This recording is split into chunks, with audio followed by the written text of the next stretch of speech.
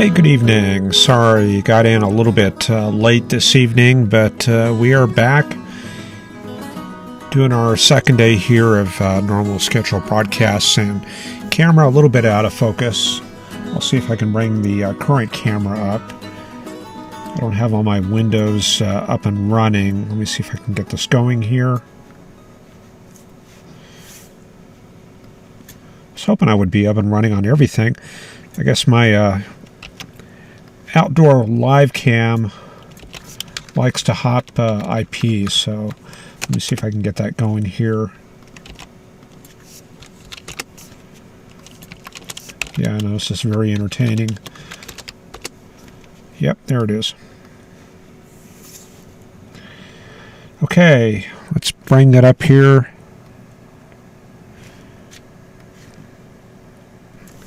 Wow, is that live? Yeah, still got a little bit of daylight out there, and we are seeing debris.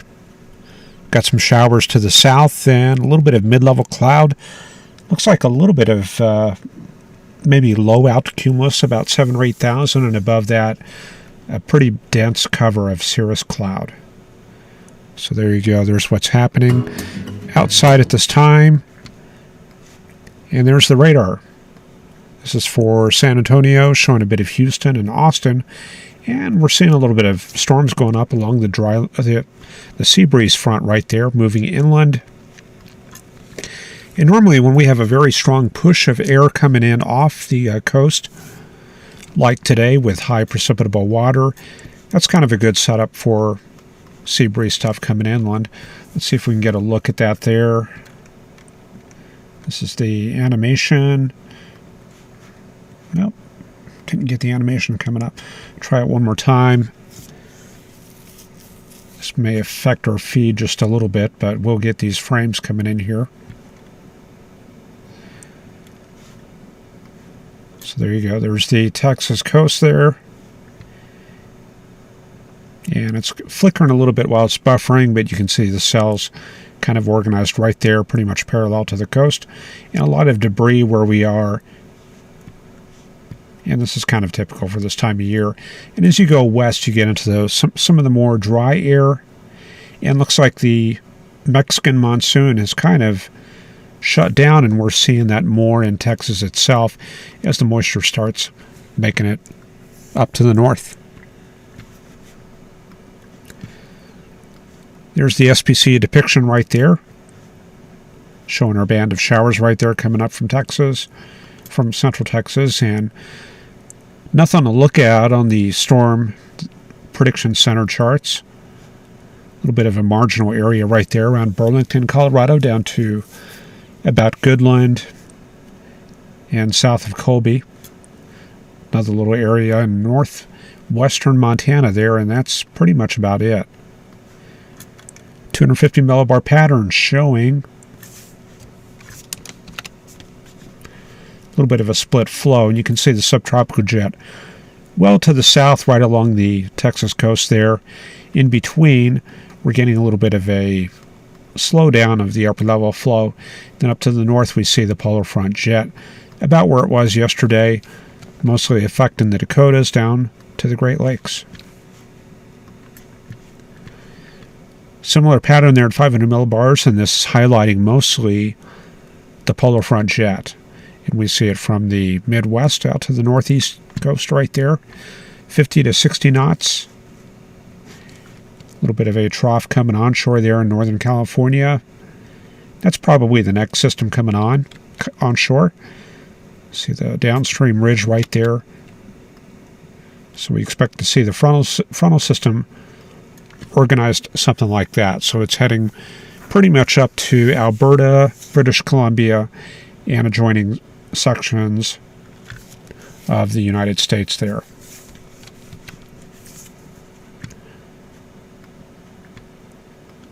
Okay, and we'll just jump on to this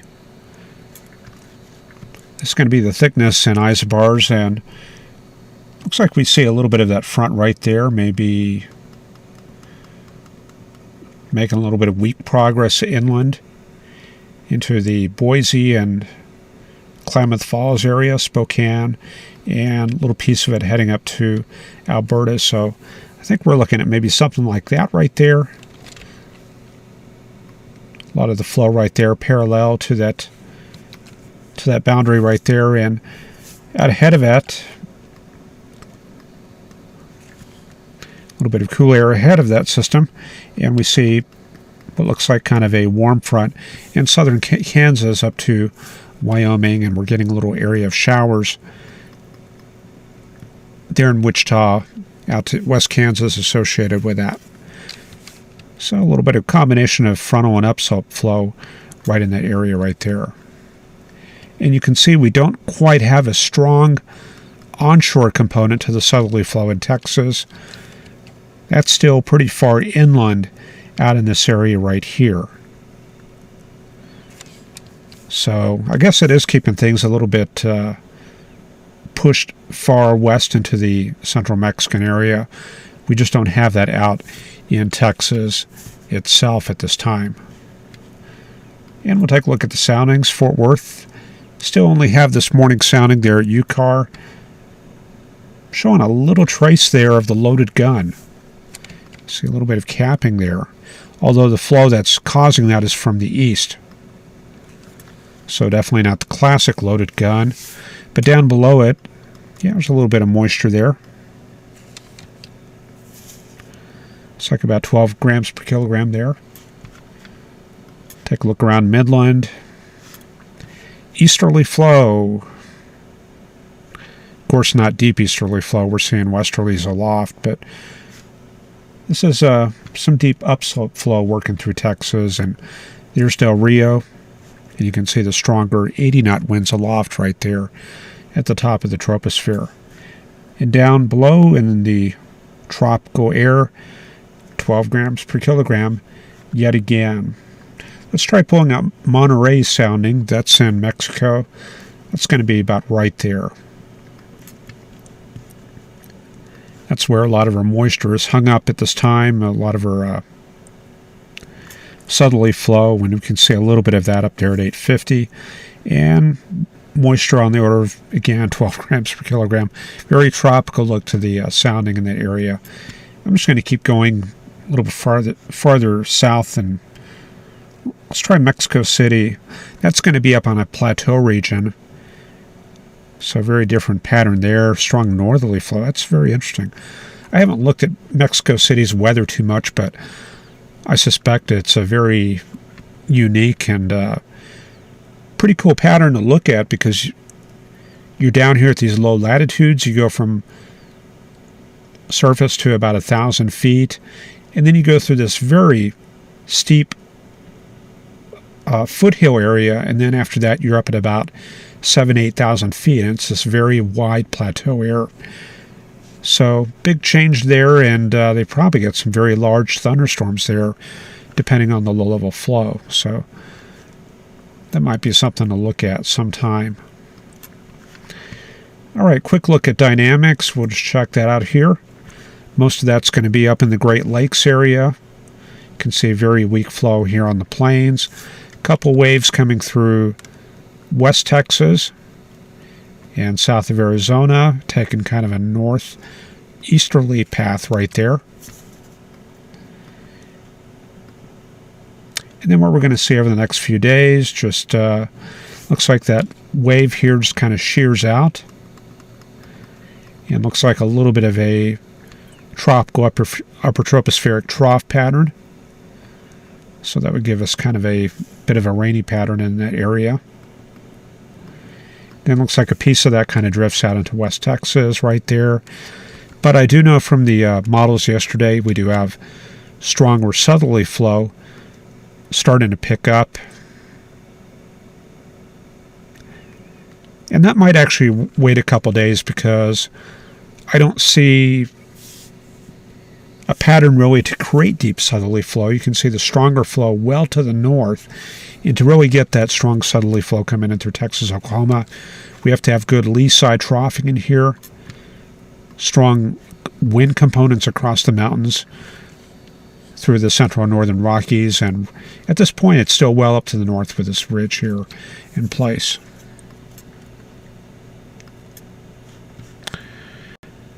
Okay, let's see. Let's go to the dew point chart.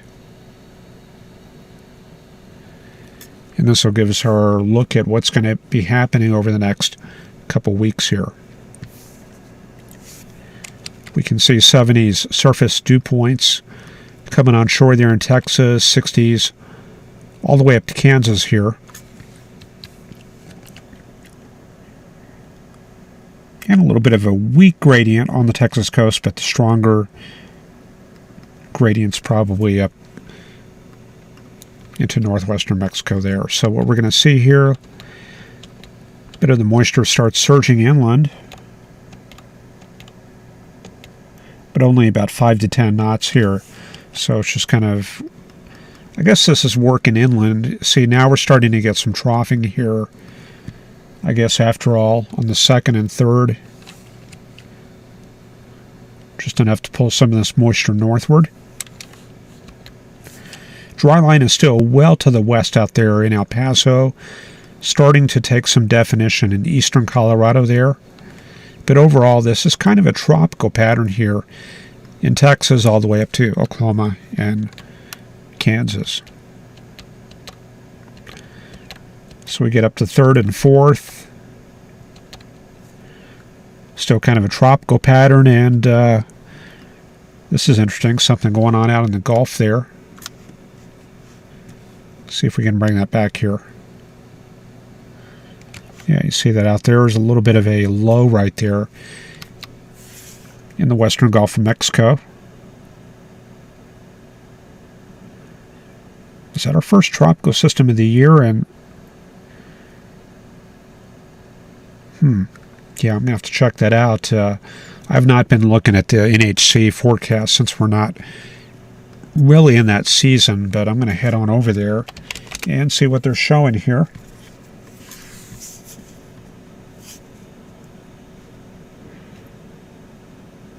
Let's see, tropical weather outlooks. No new tropical cyclones expected the next 5 days in the Atlantic. April 19th. Okay, so this is an outdated chart here.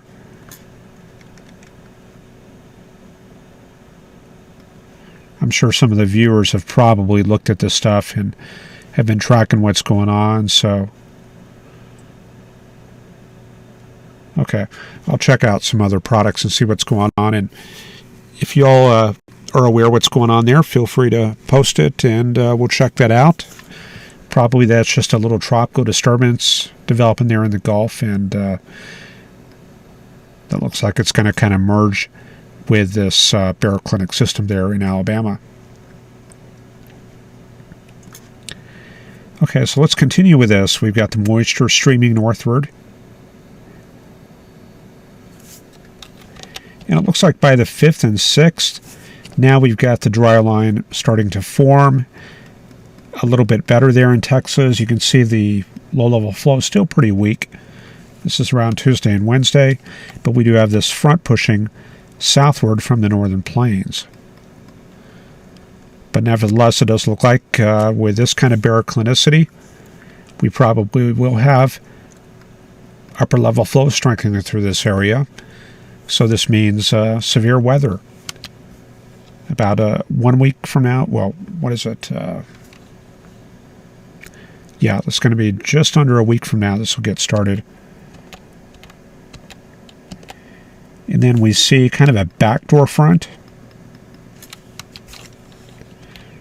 So that's coming in on the 6th and 7th, and that kind of spreads into North Texas here. See that very strong easterly component right there. 70s still hanging on. So with that boundary and those high dew points, we will have continued chances for thunderstorms. You can see that definitely pushes the dry line out of the picture and well back to the mountains there. But good potential for upslope here in Colorado. And there we see a little bit of a strong flow get established. Dew points only in the 60s, but that's really about all you need in the high plains there. And looks like the next system coming together right up there in the Dakotas on the 8th and 9th.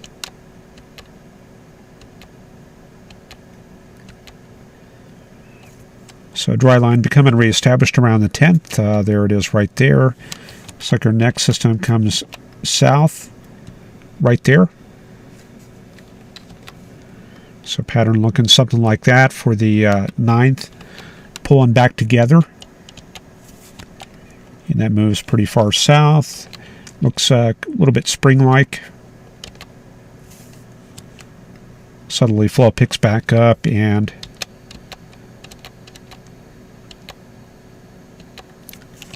then we get our next frontal system coming in on the 16th. Okay, so pattern is starting to get a little more active over the next week or two. And I'll take a very quick look at the precipitable water.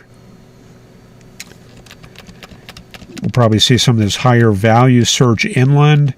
And you can see that system there out in the Gulf tapping these extremely high precipitable water values you see right there in the Gulf. That's about 2.5 to 3 inches there. So very good latent heat in tap for the Western Gulf.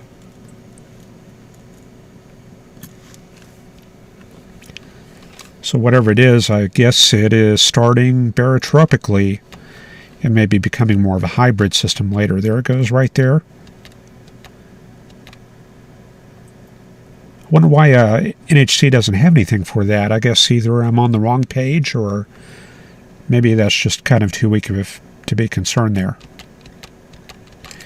Anyway, a couple strong dry blasts push southward around the 7th and 8th. This is that backdoor front coming in. So that clears through Texas around the 7th or 8th, but there will be, with that boundary and these high precipitable waters, there will be potential for showers and thunderstorms there in Texas. And of course, more boundaries in the Central Plains, and overall, the deep tropical stuff kind of gets pushed back to the south, and we're dealing with a little bit more drier air later in the month there. Okay, so we don't see the resurgence of the tropical air like we have right now. So one thing I like to do, I like to check out the peak pattern for that push of tropical air when it comes northward. And it looks like we're looking about maybe the second or third. And maybe that's when our rain chances here will maximize. So we're talking about, let's see, this weekend. Probably rain chances going up in much of Texas. We're going to check the 850 millibar chart and check for the development of the low-level jet real quick. And I'm looking here mostly at the moisture values and the speeds. And the speeds are strictly the values on the barbs. And it looks like we get maybe a couple weak low-level jets get briefly established, but overall this is kind of a very lethargic flow. So here it's dominated by the backdoor front. Yeah, it looks like here we get a little bit of a low-level jet get established around the 8th or 9th. That's on the high plains there.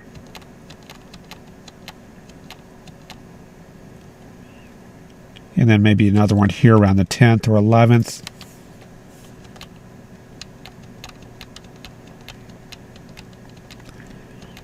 And then another one coming up for the 14th. Okay, so those are kind of like our spring-like episodes right there. So we're going to have to wait for those, but those will be coming. Looks like maybe the second and, I guess it would be the second and third week of June here. Not a deep spring-like pattern, but that will give us a little bit of spring-like weather. So let me wrap this up with the classic thickness and isobars. And I'll get this pushed out a little bit to where we have some big weather going on. You can see the southerly gradient get established here. This is tomorrow. So when we do the webcast tomorrow night, it's going to be looking like this. So we're going to have some scattered showers out through most of Texas, southerly gradient all the way up to Saskatchewan and Manitoba there.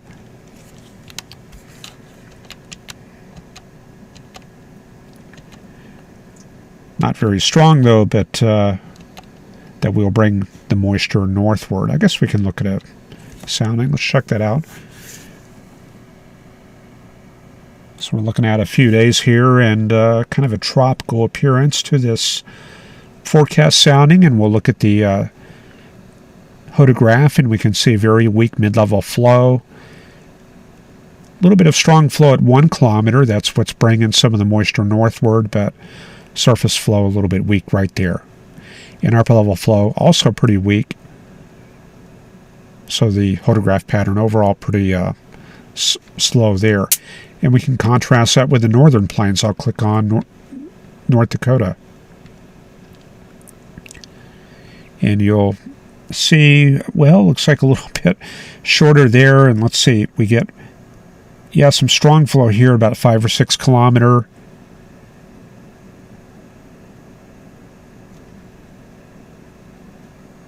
Let's see, 0 through 1 to 2. Yeah, about some 20 or 30 knot flow here. Nothing too big right there. But the actual strong baroclinic flow, that's going to be, it looks like all the way up in Canada. Yeah, now we're starting to kind of stretch the hodograph out of here. So things are pretty far north there.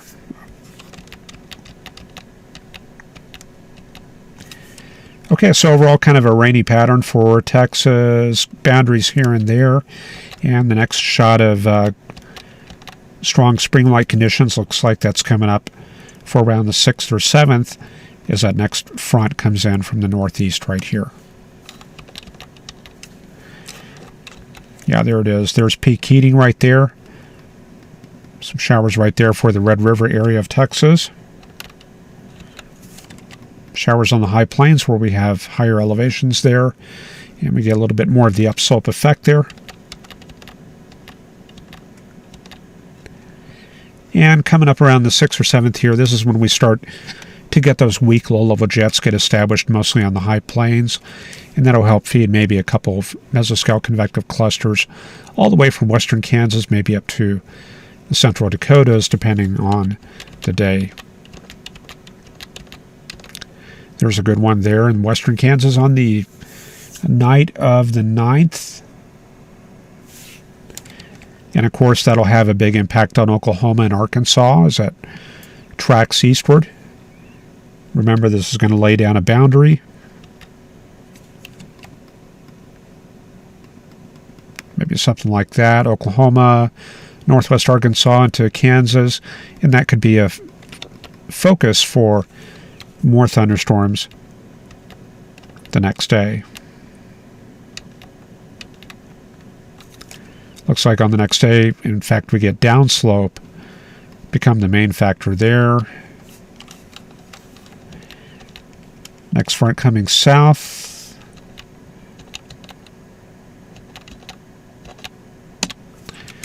Then we get to the end of the run there. So anyway, there we go. Just boundaries here and there, moisture gradually working northward. And I think a lot of it's going to come down to the mesoscale details on what's going on. So let me see. I'm going to bring this to the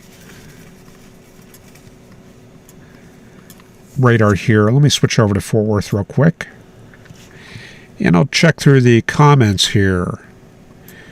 We have Andrew and Sue M. and Ron Chalfant. Tom J. says general thunderstorms in the last couple of days here in Las Cruces. My roof doesn't leak anymore. That's great news. I'm very familiar with leaky roofs, and yeah, that's no fun there. Mike Dosh is here, and Ryan Toomey's. Mike Terrell.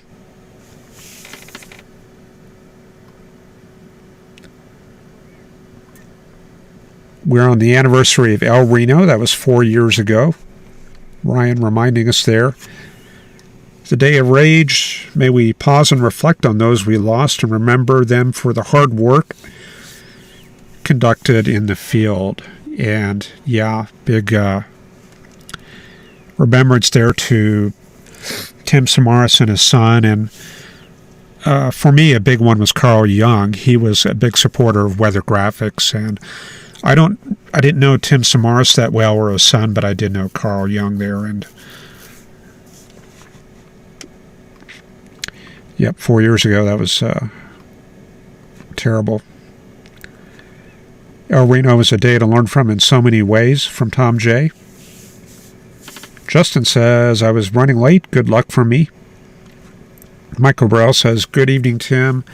Super muggy here in Georgia. Got Alexi, Fun with Tech, Eddie W., Dorothy Tornado checking in, Mike Estwick in Denver. What a commute home. Fuel tanker blew up on I-25. Yeah, I hate when that happens. Brett Dean says hello and a marginal risk in New Jersey. Dew point lowered and storms move north and south and turn into beautiful night, 70 degrees. Burl H says, really appreciated the order status update back on Friday. Made for a better weekend. Thomas Fortner says, a neat little thunderstorm today as the cap broke here in Baltimore. Terry Orsman checking in, and Brett Dean says, like and subscribe, please, and thank you for that. And yeah, that definitely is a big help for the channel, and of course, yeah, we're coming up on the first here, so I do appreciate the donations. That gives me incentive to keep the channel going, because this is usually about the time, early evening, I'm starting to wind down, and I start getting into where I want to start writing the books, the book projects, and start programming Digital Atmosphere and all that. So I have a big conflict with that, and I have to push all that stuff a little bit later in the evening. So, yeah, to keep these webcasts going, if you can kick a few bucks here, that would be very appreciated, and that'll motivate me to keep these broadcasts going every night indefinitely. Thomas Fortner there saw a tiny little storm that was severe for a short window before raining itself out. Northbound I-25 will be closed all night. Hot and steamy, boiling up during the midday hours. Severe storm cells in the late afternoon hours from Ryan. Same across the Gulf from Justin. Mike Estwick saw the stream dropping out, but I've got solid green here. Carl Berghoff says, looks like I made it in time. Thomas J. says, it's good now for me. And Ryan says, no, it's our second storm system for the season. Okay, Ryan says, first storm system occurred back in the early first week in April. I guess we're talking tropical here. That was Arlene. I forgot about that. Post-subtropical storm system. Only a week low in the Gulf of Mexico. No development occurring for depression status. And I think for that one he's talking about that low that we just looked at there in the Western Gulf.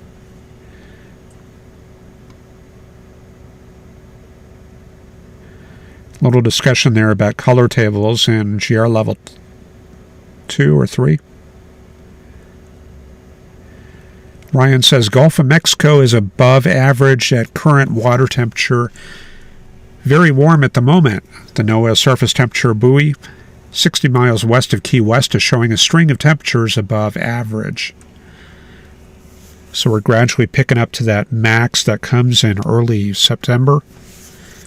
That slow increase, the Gulf warming up, and in a few months here we will be definitely getting into tropical weather season. And I guess that'll be interesting if we get a hurricane making landfall. I'll try to live cast that if that happens. I was looking to do that last fall, but I guess unfortunately or fortunately that did not happen. And Carl says, may Tim Smaras, Paul and Carl, rest in peace. We all miss you. And Justin there working, checking his radar, says a line of storms popped up along outflow from the Gulf. Okay. So you can see we've been looking at these cells here. Little diurnal cells popping up around the Fort Worth area. And I'll take a quick look at one of those cells, and you'll kind of see the structure. Very shallow, very vertical. Got a low shear environment here. Winds up aloft are not all that strong. So these kind of like develop, produce a downdraft, and then they fall apart. And then other storms around these cells, because it's a very uncapped air mass, will also get going. And then after dark, a lot of that starts shutting down. Then I'll show you the cross-section view here. Looking at a cell southwest of Decatur. And definitely got some high intensities due to the large droplets, but you can see the tops only up to about 25 to 30,000 there. And a lot of the higher reflectivities down low in the storm. We do have a little bit of overhang, but the intensities in that overhang are on the low side. Only about 10 to 20 dBz's in that. And pan around through that storm. Looks pretty consistent. I kind of use that to get consistency in the vertical or in the horizontal. And that's showing pretty much the same picture. One little cell there, slightly elevated, and that's probably a new downdraft. And this is probably the old one right here. And this is probably the next one about to form. So kind of a multi-cell structure there. But that's probably about to fall apart there. And each of these storms here has that same kind of structure going on. And as we look at those, just a reminder, the upper level flow, fairly weak. A few 50, 60 knot readings way up there at about 40,000 feet, but down below, very weak mid-level conditions and very light flow, easterly, downright 850 millibars. And we don't often go to the East Coast. Maybe I can pick out one quick look at New Jersey's thunderstorms. I guess we'll have to go down Atlantic City for that, right?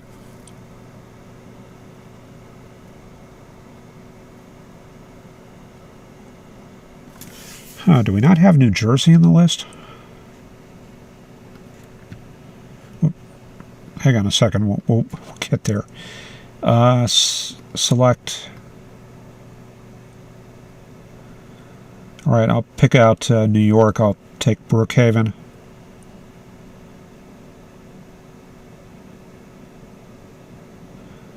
Albany, Binghamton, Upton. Is Upton Brookhaven? I guess it is. Okay. Yeah, well, for some reason, Fort Dix is not showing up in that list there in GR level 2, but I'll go ahead and click on that and get that started, and the data is coming in. So we'll see what's happening there in New Jersey, and before we start analyzing that, I'll take a look at a SCUT for Wallops Island there. You can see stronger flow aloft. We got the classic westerlies. We got 50 knots up there at 500 millibars. Yeah, there you go. And that's a current evening sounding there. And aloft up at 30,000 feet, we've got 70 knot flow. Moisture not quite as deep there. Only a little bit of maybe 30 or 40 millibars of 12 grams per kilogram, and drier above that. So that's what's going on there. And let's see, one little shower popping up there south of Staten Island there, I guess. I don't know my geography there. I know Brooklyn is here, and I'm trying to remember where Queens is. Is that Queens? And then the Bronx up here, Manhattan, and I guess that's Staten Island. So, sorry, I'm not too up on my Northeast geography, but there's one storm there popping up, and I'll check that out real quick. Nah, I don't like the 3D stuff too much. Let me do a cross section like that. Yeah, kind of a shallow storm there.